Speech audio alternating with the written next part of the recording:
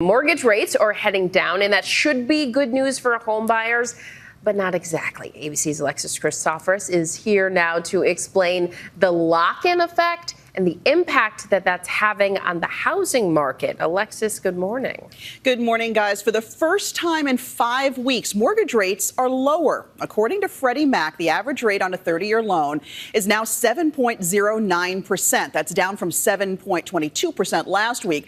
But it's not enough to jumpstart the spring buying season, typically the busiest time of year for the housing market.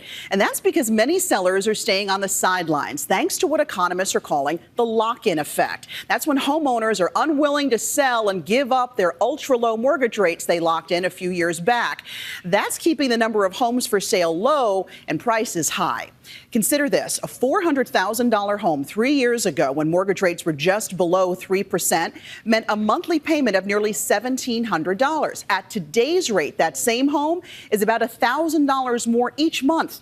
Experts say buyers need to get creative when it comes to finding the lowest mortgage rate. Options include adjustable rate mortgages, a rate buy down, that's when you pay points up front for a lower rate, and assumable mortgages when you take over the seller's rate. Now, each comes with its own challenges, so be sure to talk to your lender before locking in. She's totally right. A lot of people are locked in, but not everyone's locked in. Remember, there's a lot of people who bought houses prior to this huge rush when interest rates were very low, and those people are banking with ton of home equity. So those people are one of the best people to go, because they actually bought a house back when it was 5 and 6% interest rates. So they're definitely having at least $100,000 in equity. Definitely let me know if you would like to find out more information on that. But also, if you're a buyer and you're wanting to beat these rates, because we saw interest rates was supposed to go down, but actually went up. And we are finally seeing it come down just a tad bit. But I saw another report saying that interest rates could go up to 10%. And with the lockdown that we currently have on some people, it is creating a shortage. But there's a way around it. If you're a buyer, get a new construction. Some new constructions are offering 5.5% interest rates, some down to 4.9% interest rates. So I don't know how long they're able to hold that so low. There's other places that are offering a 2-1 buy down. That's helping you out, and you're getting qualified based off of the current interest rate. But at least for the first 2 years, you're saving a lot of money. And that's great, especially if if you don't plan to be in the area for such a long time.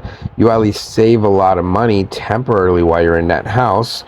And for sellers, if you are wanting to sell your home, but you bought at a low interest rate, a good way to purchase another property would be to go, sell your house, because a lot of people bought it and they had to get it, any house that they could find.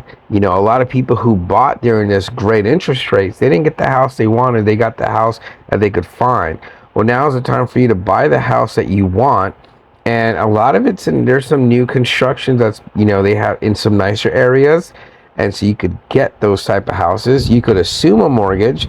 Of course, that's with FHA or VA loans, not with the conventional loans. And there's other options we could definitely get into. But there is an opportunity for you, especially if you bought your house before this great time when it was 2.25 interest rates. I'm sure everybody would love for it to come back, but I think if this continues to stay at a high interest rate for a long time, I would say we would see prices slowly come back to a little bit more affordable for most people, and then we should see. But always never depend on the market. Don't look at the market when you have to buy or when you have to sell. Purchase when you have to, when you need to. Don't look at the market. Well, I'm going to wait for the prices to drop. You don't know when that's going to happen. Or I'm going to wait till the interest rates go up or down.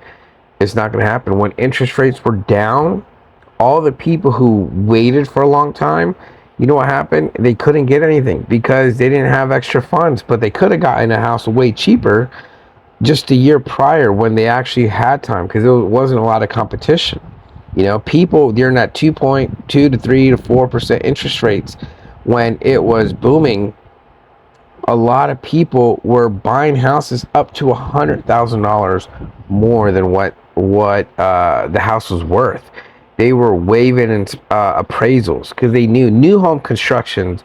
If you wanted one, you still had to bid, but you had to sign a waiver that it will not appraise. This house is priced above appraisal value, and that was a tough market for them. So if interest rates drop, that's going to be a repeat. So whenever you buy, always buy with intent to what can I afford at this time? What's the best option for me at this time? Don't let what the market says make that huge influence on you. If you're an investor, that's a different story. But if you're looking for your forever home, buy it when you're ready.